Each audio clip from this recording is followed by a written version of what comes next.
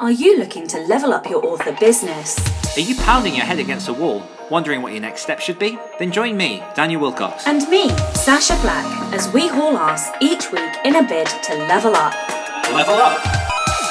Come along for the ride as we delve deep into the business of writing, Craft, entrepreneurship, and every level of the author journey. This is the Next Level Author Podcast. Hello, Achievers. This is episode 41 of the Next Level Author Podcast, a podcast where we hold each other to account and track our step-by-step progress as we level up our author businesses. My name is Sacha Black, and here with me every single week is... And new for 2021, Daniel Wilcox. Not new, old trash. In a new year, in a shiny new year. But is it though? Is it a new year? I wish we had recorded this on Monday. Like literally the only reason I have done my hair and I have done my face is because I looked so much like a shriveled asshole this morning. There was no way. There was no way I could get on the podcast. I mean, I've looked rough on some of these podcasts, but this morning was like next level for our next You're level glowing. of the podcast. Thanks, You look darling. dashing, if that's the word you're allowed to put towards a woman. Yeah. So, how are you? It has been like a month since It has been podcast. It has been like a month since we last spoke, but since we last recorded. Yeah, Probably not. and, 3 weeks. Yeah, I think it's been about at least 3 weeks. And for once, we haven't seen each other all day, every day this week. No. So just to, position this at the start of the podcast, we are in the UK. It is Friday, the 8th of January. And as of Monday, the whatever it was, we were plunged into another lockdown. So that no, that is a gross understatement of what happened on Monday. Not only were we plunged into a delightful 6-week lockdown. I was about to get to it, Sacha Black. Okay. No, you carry on continue. Since you're so willing to talk. The motherfucker also shut down the whole country's schools. So all of the children, those delightful beings. Yeah, so Bailey had one day of school in which he and thousands of kids across the country had a chance to be exposed to the new strain of COVID before before bringing them home and us suddenly becoming full-time teachers as well and becoming a fleet of Sashas. Because you've been doing this considerably longer than I have. Yeah. Oh, yeah. So I have had, so Atlas didn't go to school from March until the middle of September. So he missed the beginning of school. And that was because we moved house and we couldn't get him into a school. So he missed the whole summer term where other kids were at school. And then he missed the beginning of September. So he literally had like 7 months. 8 months, whatever it was, without school. And then between September and Christmas, obviously we had a week of half term. Then he had to isolate no less than 2 occasions. So I also had to do homeschooling for like blocks of 2 weeks and 10 days. And now he's at home again. Yeah. And I mean... No, I think we need to address this. I think I know this is not even I'm struggling to put a positive spin on this. I know, right? Like, well, considering that yesterday I literally did a 15-hour working day, if you include not sleeping because he was up in the middle of the night, on top of homeschooling, on top of doing my own work, I worked from 5 a.m. until 7 p.m. And that's like day 2 or 3 of this. So we won't linger on this for ages, but we'll address a couple of things. I do have a frustration with my son's school, and it might be relevant for lots of people as well, that like they're not very considerate of working parents. So the work that they're sending is spaced throughout the day at the intervals when they would be doing their lessons, which means that instead of just getting a chunk of work in which I can just sit down with him for a couple of hours, I have free and upload them. I have to wait for the next lesson between myself working and trying to nail down a 6-year-old to hold his attention span. So, I mean, let's try and twist this in a way in which it's relevant for us as creatives and business people as well. Consider your customers' expectations and take into account their lives and make things as simple as possible for your readers or your customers, whoever it is that's coming into your ecosystem, to get the things that you're giving them. Don't add obstacles when they're not necessary, because these are not necessary obstacles. Mm-hmm. Well, in a bad spin. No, but hey, hashtag number 4 positivity, darling. I wasn't on the positive. Other hand, It was practical. It sounded, I think you put a positive spin on it. I, on the other hand, have mostly spent this week considering different ways to murder the government, to commit arson-like attacks, and studying up on different types of poison. So, it's really interesting. Join us for next week's Poison and Prose. Yeah. It's going to be explosive. So I think I want to say a few things. And the first one is that I really feel for parents who also work. And I feel for parents who don't work, but their children normally go to school. And I feel for every other kind of parent in between, because kids are meant to go to school. They are meant to have people to play with. And we both have only children. And it's not nice for them to not have other children to play with. Like, childhood is about play and about imagination. And like, I just feel like his childhood is being ripped from underneath him, because he has had more or less a year with no people to play with. Like, what long-term damage is that going to do to his social skills, his emotional intelligence? Like, I am, and not all parents will be able to try as hard as we're trying to get all of the educational stuff done. So then you've also got the educational impact. Like, so that's the first thing. And like this, I've got 3 things. And the second thing is, like, if you are feeling angry, or if you are feeling anxious, or if you are feeling worried or stressed or whatever, like, you are not alone. I have gone through all of those emotions and a few more, like murder. And, like, I'm joking about it, but like, that is my coping mechanism, is to joke and make sarcastic comments and post memes. And, that is literally how I cope. And, like, what I suppose what I'm trying to say is, for anybody who is not coping well, like, don't worry. None of us are coping well. This is not an acceptable situation. And the third thing to say is, I don't know if you looked on the government website, but like, I found it kind of laughable that they had a comment that the schoolwork that was being sent home shouldn't interfere with an adult's ability to work, which I just thought was the most fucking ridiculous statement ever to have come out of government's mouth. Like, our children, if your children are at secondary school, it's another matter. Like, for the most part, they can get on with work by themselves. If you have primary school children, you're fucked about now. Like, I am absolutely fucked. I've had a grand total of 2 hours to work during normal working hours this week, in a week, right? Not only do I run a business, but when you run a business, that shit is not a 9 to 5. Okay, like, we work extra hours so that we don't have to work for somebody else. So not only am I not able to run my business, like, it's then the detrimental mental health effects of me not being able to do the one thing that brings me joy, because everything else is closed and we're not allowed to travel and we're not allowed to do anything fun. So like, what was my just ranting now, but basically what I'm trying to say trying to fit everything into a 2-hour window. The government presuming that parents can cope. Yeah, no parent can cope. Yeah, working parents, like, we cannot do this. It is actually factually impossible to run a business, which is a full-time, employment, and to homeschool your child, which is a full-time employment. Like, that is a full-time job, homeschooling your kid. How we're supposed to do the two, I don't know. I don't have an answer. And I just, in solidarity to all of the parents out there, we hear you, we see you, we feel you. And anyone else feel like protesting right now? I'll organize it. Like, I'm not even joking.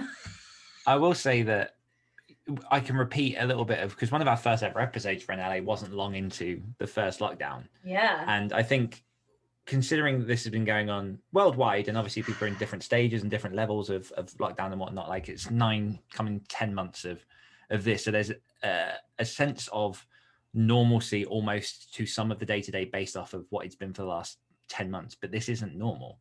And even back in March and April, one of the questions I think was, how are you being kind to yourself during the coronavirus pandemic?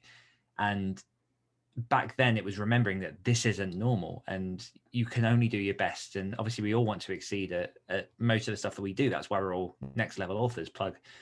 But this isn't a normal situation. I think as well that when it comes from, like, we're so used to reaching the end of the year, wiping down the board and then starting it again with 2021. And I think over Christmas, again, putting aside lockdown stuff, there's always going to be an innate sense of a fresh year, an exciting year, a new year. And this is where my positive spin is going to come in, because although that isn't exactly realistic in this situation, because we're still in this lockdown, we've still got a pandemic, things aren't normal and they are hard. And at this point in England, they are getting a bit harder with new strains, and obviously schools realizing they actually have to give parents work for them parents, and the situation we're in, I'm still positive for the year ahead. This isn't a normal situation. This is hard. I'm in a position. Shut up. It's not that I'm not positive. I'm just hysterical. I am literally hysterical. Like, I fucking cried for 2 straight hours and I am dead on the inside, and I literally cried on the fucking floor in my office in a big I literally was in the fetal position sobbing. Like, none of this shit's okay. Like, and I'm trying very hard to stay positive, but like it's just fucking ridiculous. I'm hysterical. I've reached hysteria. It's hard. It's wrong. It's not normal. I am positive for the year ahead because we're only in the beginning of January. I still have my goals written beside me, and same as you, I know that this is only making you more determined to make them happen because you love adversity.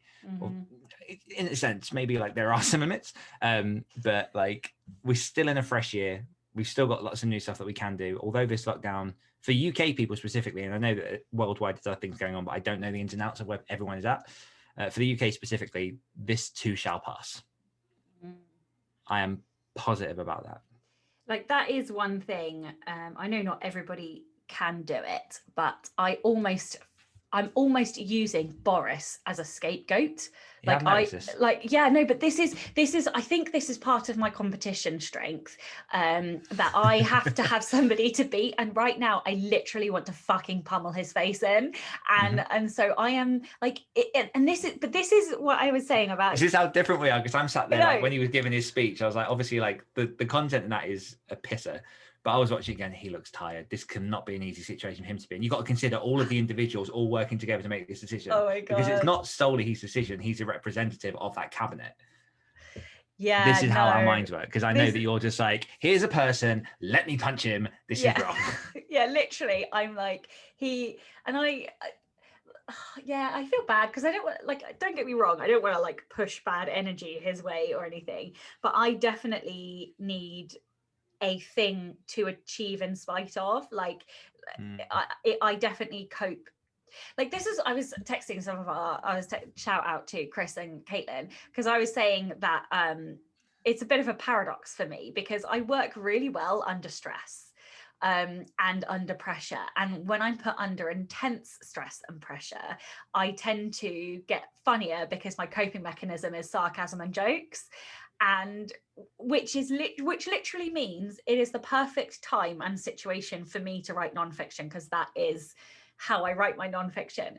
And yet I've got no fucking time because of the stress and pressure and situation that we're in. Like, it's a paradox.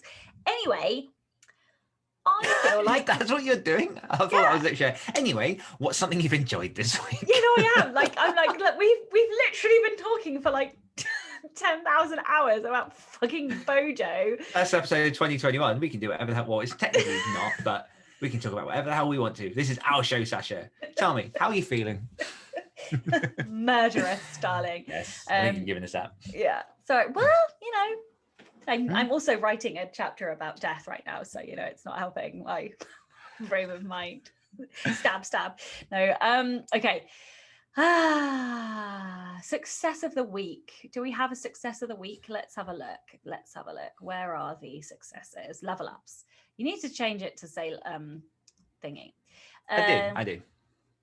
Are you picking them or am I? I don't. Are all of these ones? Have we done any of these that are in here? Are we deleting them when we've done them? This is just a result of the week that we've had ahead, isn't it? Yeah. Okay, so let's choose because we had loads at one point. I think we clearly need a better system. We do. Let's go for Yanni. Yanni says, I finally got serious about writing and joined some amazing groups. I've also completed a draft of book 3 during Nano and finally sorted her shit for book 1 and 2. So it may have been a crappy year for seeing family and friends, but it's been a productive learning year for her. That is awesome. Hell yes, Yanni. And just a reminder for people, Yanni does awesome pop art. Yes, she does. And also, I'm still trying to look at places where I can get those made. Are you? Mm-hmm. I want one. Oh, you're so funny. Okay, so do we have any new patrons? We do. Scott Kavanagh, or Kavanagh, however you want to pronounce it. Welcome, Kavanagh. Scott, to the tribe. You are so shit with names. It makes me giggle every time you have to pronounce a name. Oh, Scott Kavanagh. I think it's Kavanagh, yeah. Welcome. My first one I went to. I was having fun. Okay. God, Sacha. Okay. Nothing has changed. But yes, welcome to the tribe, Scott. And also, we're doing a NLA live, are we not? Very soon. Yes. So this will be the day after it has happened. Oh. Well, forget that. We did a Patreon Q&A live yesterday, which was lots of fun. People had amazing questions. We had a good laugh. And the recording is now available on the Patreon feed for anyone who missed it. Oh. Find out more information at patreon.com/nextlevelauthors. I'm sorry. Like, can we never sort this out? Like, this clusterfuckery is like just brilliant. Like, for two people who are actually really highly organized. This is our outlet, Sacha. This is the one place where we can just let it out. Like, I swear I'm organized. What we need to do is have like 10 minutes for each episode just to actually go through stuff instead of my son having a tantrum over a Kit Kat and me rushing to the desk. I think we could be forgiven for this week. I think we could be forgiven for this week. Please forgive us. Yeah. We'll do better next week, we swear. It's only episode 41. Haven't we been promising to be better every single week? What have you enjoyed doing this week? Why was that funny? Anything? Because have we enjoyed anything? What the fuck can you have enjoyed this week? Surviving. Let's see, what have I been doing? I have enjoyed. I'll start. Okay. I've enjoyed fasting. I have been fasting since before Christmas. I started probably around the beginning of December and did a few fasts. I think I did like 2 weeks of fasting, and not straight, obviously. It was like blocks of fasting. I lost half a stone before Christmas, and then Christmas happened and I ate some quality streets and put on a little bit of weight. And then since Christmas I have since the new year I've been fasting again, and I've lost those pounds and I've continued to lose pounds.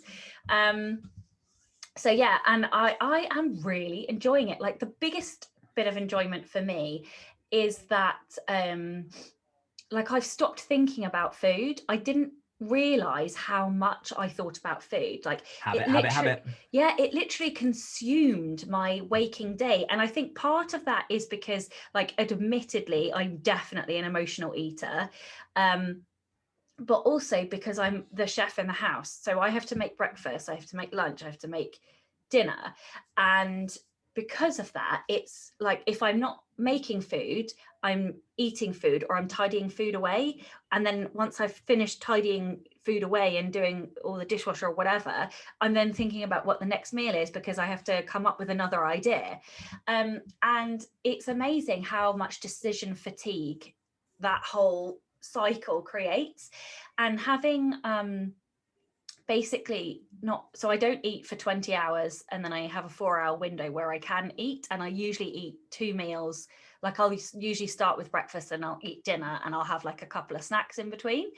And it's just amazing how much I then don't think about food. Like, it's so freeing. I literally feel like I don't know. Have you seen any of the stuff that Becca Syme talks about when it comes to like your brain and how many? In fact, another more commonly known version of this is where people say your brain is like the internet, and if you have too many tabs open, you get like it slows down. Well, I feel like I've just like closed like half of the tabs, which is unbelievable. Like I feel like I've got loads of mental space back, so that's awesome. Yeah, loving that. Yeah, I've played around with fasting in the past, and it's something that I do want to get back to. I do find that the later I leave it in the morning to eat, it really does have a detrimental effect on my thinking and just general motivation. So I need to find out what that is. But it is a lot more about, it's a lot less about calorie deficit than it is about being cognizant of your food intake. And I think there is something really powerful in the short times I've done it, where you do kind of, and it's similar like to when we cut out sugars and stuff, is in knowing that you don't have to think about something, you just don't think about it. And it becomes less of a battle because you know you've made that decision to do or not to do something. So I mostly agree with that. I never found it easy not to think about sugar. And so the reason that this is working, I think, is because I am not restricting what I can eat. So I have not taken anything out of my diet. I ate a chocolate egg before I came on air because I'm in my eating period window.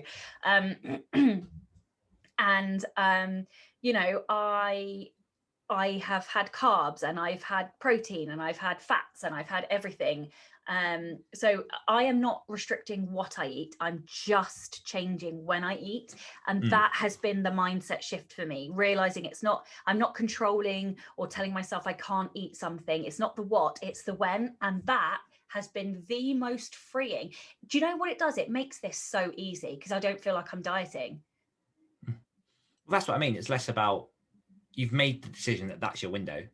So everything outside of that isn't a decision anymore. And it's done. Yep. My thing that I've enjoyed this week, all right, I'm going to change it. My thing that I think I'm going to enjoy tomorrow is I've invested in a tablet and pen system because I want to get into paperless for one.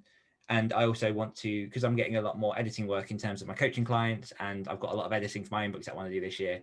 And I really miss the process of printing out the book and then going through and like handwriting notes on it and sort of making edits and doing tweaks that way. So I bought a tablet, 2 reasons. Number one for that, the other one because I was miserable because of lockdown. And that arrives tomorrow. So I hope that by the time this episode airs, I enjoy it. If not, then I will update you guys next week. But just for people who are curious, it is a Samsung Galaxy Tab S6 Lite, which is pretty decent from what I've seen on the review. So fingers crossed it does what I want it to. But yeah, I'm hoping that will sort of get me away from the computer a bit more and increase some of my productivity with editing. Well, maybe we have to come back and have a episode on tools or something. Yes. I don't know. Okay, yeah. So there is no weekly confessional, but oh no, I don't even need to say that now anymore. Okay, cool. Let's go to comments. Yes. So obviously, we've got a backlog from the last 2 episodes. One of the episodes being our reflection on how we did during 2020, and then another one on our goals for 2021. So I'll just read out a handful of these, some of the ones that pop up first. We got one on the reflection episode from Kate Holdsworth saying, oh, this isn't even to do with the thing. I want to see what your wife is drilling every week, please. I'm imagining all kinds of wonderful wall art. She was drilling a shower door, I think, that episode. Oh, that's boring. Ida says, my kids have birthdays in December and January, so I thought, great, I'll get started. February 1st, awesome. Then the pandemic hit, and with it, the 5th circle of hell, aka homeschooling, started. Yeah, I think pandemic was a bit of a theme through all of everyone's reflections on 2020. Also, 5th circle of hell is like the best description for homeschooling ever. I literally, I don't understand why anybody would be a teacher. I have so much respect. Much respect for teachers because I could not do their job. Yeah. Carrie says, I started writing more and making a few YouTube videos. I launched a new website and started a service project where she's making care packages for NICU moms to hopefully help make their lives slightly less stressful. Little things like a book to read their baby and restaurant gift cards, among other things, which I loved. And like the Grinch, my heart swelled 3 sizes. Holly Line says, She accomplished a fuckload last year, was involved with 9 publications, wrote and published her first non-fiction book, wrote some new fiction, co-hosted an online writing conference, and connected with amazing writers. And what she didn't add in there was she joined the Great Writers Share podcast. Hi, Holly. The episode 40, goals for 2021. Samantha Wright says, I want to publish my first novel, write my second, write a companion novella to my first book, publish a collection of poetry and a children's book series originally created for her son, build an author platform by implementing an IG strategy, launching blog and YouTube channel, building a mailing list, and read, listen, and learn as much as humanly capable of doing about the indie writing game. Sounds like someone who has spent a lot of time thinking about that and then commented, which I love. Laura Kendrick, I want to publish 3 books this year. I want to be consistent with Instagram. I want to watch more movies and read more books. I want to be kinder to myself, firmer with myself, more accepting of myself, and morph the old me and the new me into Laura 3.1. Whichever stage you're at now, I have no idea, but yes, best of luck. And let's do one more. Charlotte Wyatt says, my 2021 goals are to finish my current novel, write a novella, grow my fledgling blog author platform, and begin the self-publishing process for the first time. So psyched to get into it all. And you know what I find really interesting is when we started this podcast, I think both of us can agree that in our head, we were thinking that this was going to, resonate a lot more with sort of more experienced writers. But it's amazing how many first-time writers that we have that are getting a lot out of the episodes. Did we? I don't think that was a thought I had. That was a conversation we had. Did we? Yes. Like, you can't ask me to remember something from like a year ago and expect that I'm actually going to remember it. You know, I'm senile at the best of times. Yeah, no, but we were saying there's a lot of content out there for first-time writers, and so we were sort of trying to dig a bit more into our behind-the-scenes journey. But like I just living the full time. Yeah. But it's interesting how much of that, or even how much we're talking about now, is just evergreen to every part of the process. And I love that people are taking the parts that are relevant to them and using it to boost what they're doing. Absolutely. So talking of boosting what they're doing, shall we finally get to the question? Yeah, let's get to the question. This is so hard. I am holding a post-it with no less than 5 questions on. Okay, and I think I have decided. So my question is, where are you inefficient?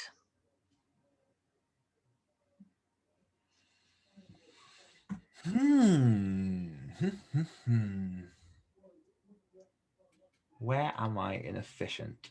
Yeah. I am inefficient in sticking with priorities that are going to maximize my income. Interesting. I know what the path is to making more money, and I know what I should be focusing on. I'm a shiny penny chaser. And what I mean by that is, this year, for the first 6 months of this year, my priorities are ghostwriting and coaching and growing my offer services and that side of things in order to supplement and eventually get me out my ghostwriting. I have spent a good number of hours already, even though we're on the 8th day of January, getting refamiliarized with the 3rd book of The Rut, because I want to get that finished and done, because I just hate having things left open, even though it's not one of my biggest money makers, but it's a story that I want to tell and I want to finish, and could potentially be a money maker once it's box setted and finished. And also setting up a few projects that, again, aren't necessarily going to be the most financially rewarding, but they're rewarding for personal self-fulfillment. So one thing that I do need to do, and I am working on it and I am slowly getting better, is to, and it helps that I'm approaching my 2nd anniversary of being full-time writing, and I've got a sheet that sort of tracks where all of my income's coming from, like the specific niches, whether that's like specifically ghostwriting, whether it's royalties for particular books, podcasting, coaching. And I have the black and white evidence now of what is actually bringing in money and the things that I should focus on and things that I can grow. But I'm still driven by the passion, and there are still things that it annoys me if I can't get to them. So I said to you, the first 6 months, all I'm going to do is focus on the non-fic basically and ghostwriting. And within that, my productivity book is a part of that. And then on my vision board, I have 6 books that are going to potentially be published this year. that's not one thing that I'm sort of focusing on. Like one of them's a novella that I've got a cover for. Another one's a box setting of a book, but it still involves like editing a lot of words and making it the best that I can and sorting out the audiobook and stuff. And I'm just very inefficient at giving myself like a couple of major goals during the week because I get bored, and I don't know how to overcome that, because I'll have days where I'm really in the mood for a particular thing and it really annoys me if I can't get to it. So then I move everything else out of the way, or I go through stuff very, very quickly to try and get to that thing, because I know that if I don't capture that fly while it's nearby, it will disappear for a good few days, weeks. And like with many things, if you're in the zone to do a particular thing, you normally give it your best work when you're in the zone to do it. But sometimes that's not always possible within this job, because you have to pick the things that either are deadline precious or, you know, provide the money that keeps your roof over your head. So yeah, I think that's probably my biggest obstacle, or my biggest inefficiency, is working towards sensible financial income goals. I guess that's a poor way of saying it, but I think I made my point. So if you were a coach, what would you say? Oh, for F's sake.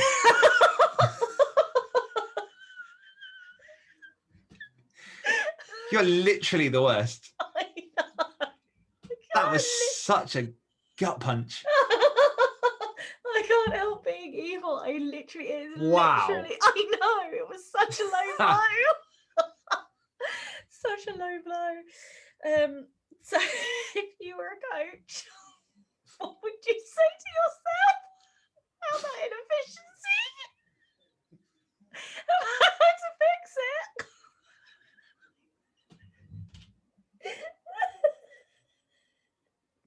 I was being deliberately quiet then, so the camera sticks to you. Hopefully. I never know how Zoom's going to film. Oh my God. Or if I was a coach, I think that's the bit that hurts. No, if you I was know a I was coach- being hypothetical. No, Yes, I was yes. being sarcastic. Whatever the right word is, that was what I was being. I mean, just pin it on your why. Like, remind yourself of what it is you're trying to achieve in the long run. Look at the deadlines, look at your time frames, piece everything together so that you know step by step, climbing up the ladder, what it is that you need to do to achieve what you want to. And what I would say to myself if I was a coach in this meta world is also... I want you to see what is here. Ladies and gentlemen, This stays. lockdown. Look at this guy. Look at this guy. Atlas, I'm recording a podcast. Could you play? I just knocked him down. Could you play your switch elsewhere for now? Please shut the door properly. I'm just gonna fall off. the Okay. edge for a second. Could you shut my Errant door? face. Game over. Came over. Wah, wah, wah. I'm gonna keep this in because this is Yeah. real fucking life. Thanks, Yes. Boris. Look, I'm even doing Boris fingers. So I suppose the I'm reason. not finished. No, yes, you have. No, okay, bye.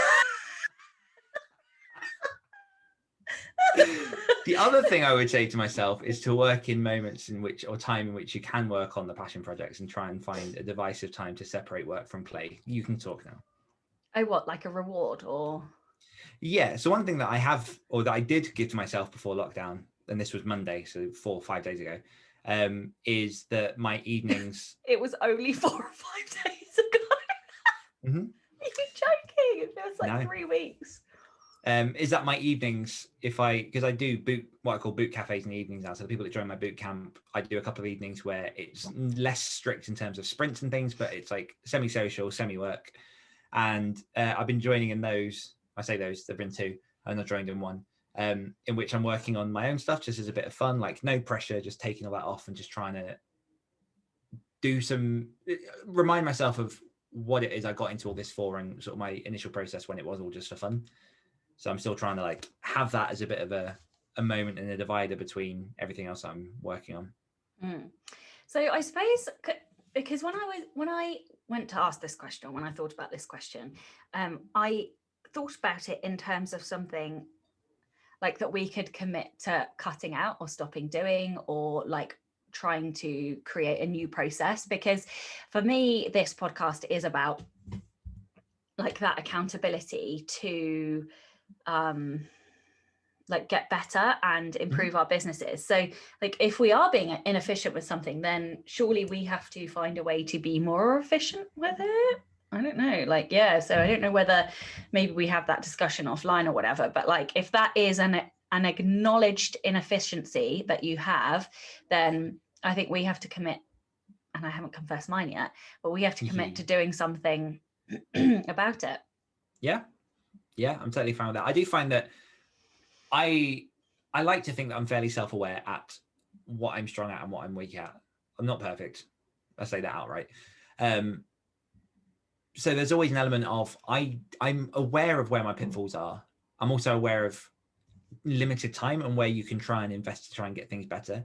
I mean, ideally, in focusing more on my priorities and not chasing shiny pennies, that increases efficiency and also helps me get to my goal quicker, which helps me get freedom quicker, which helps everything else happen. It's hard. It's hard. Like, yeah, there's always going to be that part of you that wants to do something else. And as much as I do try and rein that in, it does come out sometimes. And because I have worked my arse off, particularly, well, since going full time, but last year obviously was horrendously busy. That part of me where I'm like, it's time now. You can work on this now. This is for you. And I'm like, nope, I'm not there yet. Like a little bit longer. But I've been saying a little bit longer for about 3 years in terms of some of my projects. And I'm getting to the point where I'm like, I just want to do it. Okay, so what's yours? Yeah, well, I have a few, obviously, because I can never just do one. This is really difficult because you could look at this like it's really hard to be subjective, and I don't know which one I'm not speaking in full sentences.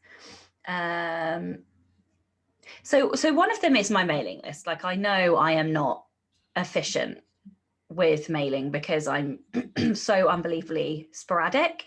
Like, sometimes I'll mail twice a month, sometimes I'll mail 4 times a month, sometimes I won't email for 3 months.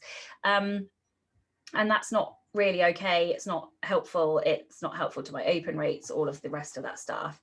So like, I think since I moved to MailerLite, I've literally sent 1 email. Yeah, literally. So, and I'm not even sure if I've sent one to my fiction reader list. So God knows how many months it's been since I did that. So that is a problem. And I know I need to do something about that. And I was trying to think about how I could like loop it into a habit that I'm already doing. And the one habit I thought I could loop it to was my stats day. So I have like a day, usually around the 1st of the month, where I do all my account reconciliations, all my accountancy stuff. I track all of my stats. I track how much money I'm earning. I do all of that kind of stuff. And that is admin type stuff. So I was thinking, oh, maybe like whenever I do that, I could tack it onto that.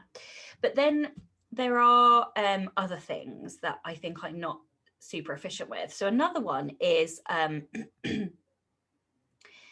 having a list or a set of tasks that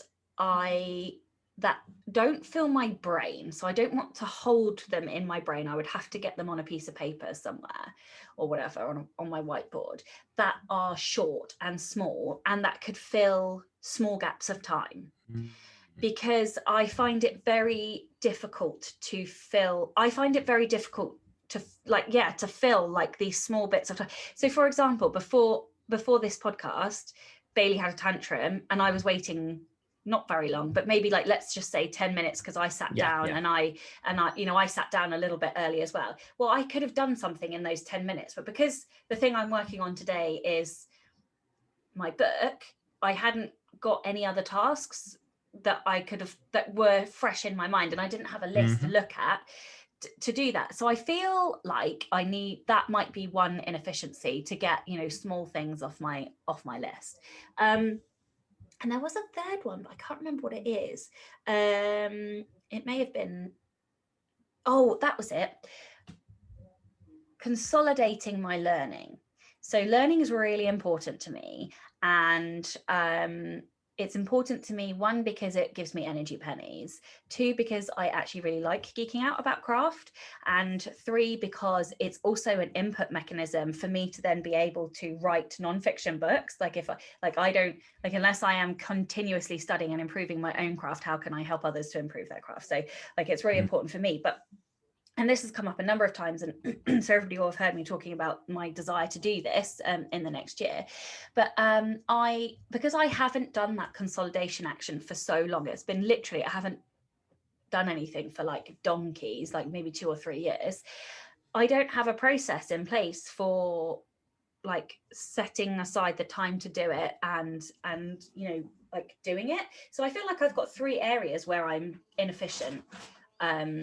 I'll tap onto that one for myself, because sorry, I think I'm getting a call and I'm getting interference in my headphone, and you probably can't hear it, but I can. Oh, okay. Cool. Yeah, I'm very, very similar in that area. Like, I particularly, one of the stumbling blocks I'm having at the minute with my productivity book is that I'm reading productivity books and, you know, books within the areas I'm trying to learn. And I don't like writing in books. I hate ruining books. I've got those sticky tabs to like remember notes and things, but I've been reading, or when I was reading Seth Godin's A Practice, it's just full of them. And it really annoys me, like stopping and then getting a tab out and then sticking it on the page. So part of me getting this new tablet is to, I guess, digitize and mechanize a system in which while I'm reading, I can just sort of screenshot or circle. And then after I've done like a reading session, I can then just move those into, I'm hoping this is how it works, we'll see, into like a folder somewhere. So I've then got this collection of notes and clippings and things that I found that I can then process and bring all together afterwards. But yeah, I'm similar to you. I don't have a lot of time after I've read something to go back at this point and then to try and collect it all together, condense it, and bring all my learning together. But that's one of the systems I'm trying to use, or I want to be using. That's really interesting how you phrase that, because you said you haven't got the time to go back and bring it all together and work out like what you've learned. But if you don't, like, even though you're saying you've got no time to do that, if you don't do that action, so it's one thing to like take the screenshots, because I'm doing that in the same way that it's not screenshots, but I am like underlining and collating like all of the sentences or the quotes or whatever that I find useful. But unless I actually do something with that information, I'm not consolidating it. And that's the bit that I'm missing. So I'm great at the front end. It's then giving myself that time to go back and actually figure out what it is that I've learned. Like for me, it feels like I'm puzzle piecing. When I've consumed like half a dozen books on a topic, I then have to puzzle piece everything that I've learned. So it's that. And like this week I've done about 1,000 words article. You're going to think this is madness, but on footnotes. Like, I know that's really weird, but like I have learned so much about footnotes and the different ways you can use them and what they're used for, and like I've got some really good ideas about how like writers can use footnotes to their advantage. And like, it's literally only because I've given myself the time to stop and go, actually, here are X different ways that you can utilize these to your story and your plot and your characterization's benefit. But I don't have a process or system in place to give myself that time to do that. It's only because I literally have forced it this week. So yeah, I'm definitely not efficient yet at doing that. So maybe we have to hold each other to account on that. Maybe seeing as that's both something that we want to do, we have to confess license. Yes, I'm on board with that. Yeah, I mean, it's hard to think about any kind of like systems and stuff at the minute, considering that, you know, time is what it is, and this situation is what it is. But I think we're kind of circling this back to where we started. I am ready for when we do have time to be business people again properly. And I think it's going to be interesting to be able to block in time and get routine done and make things happen as it should. Yeah. All right. Oh God, how are we leveling up our business this week? I am. So what are the 2 things I need to do? One of them, I need to ghostwrite and catch up on bits that I fell behind on because I gave myself some time off over Christmas. So I'm going to do that, which let's put some actual, what's the word, metrics on it. I'm going to do 20,000 words next week, minimum. And what's the other thing I wanted to do?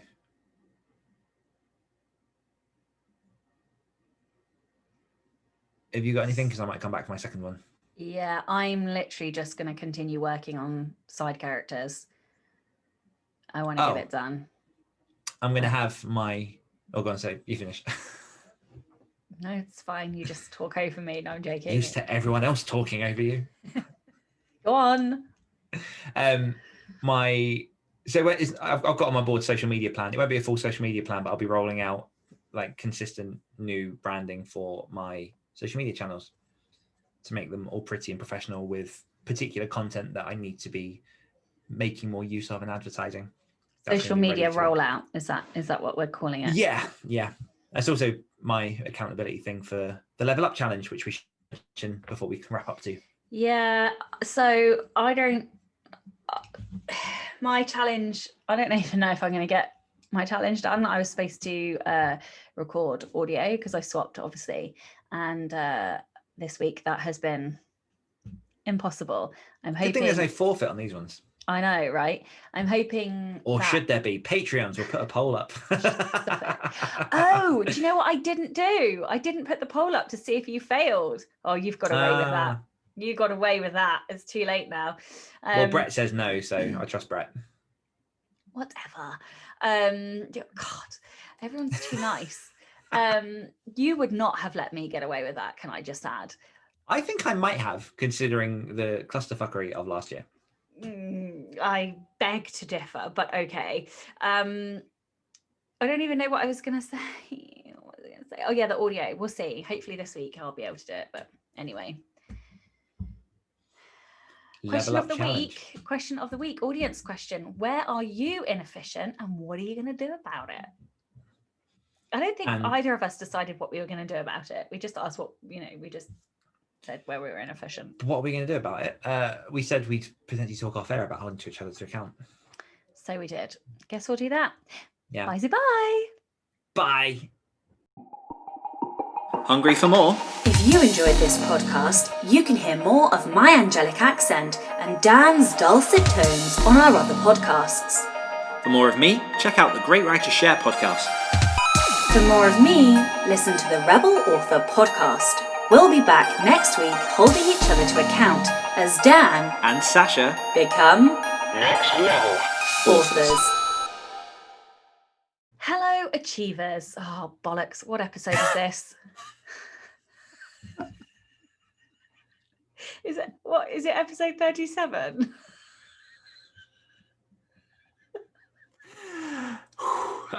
41? Okay. 41. Okay. Oh, right. That couldn't have started any better. Right. I'm going to do it. Oh, neck click.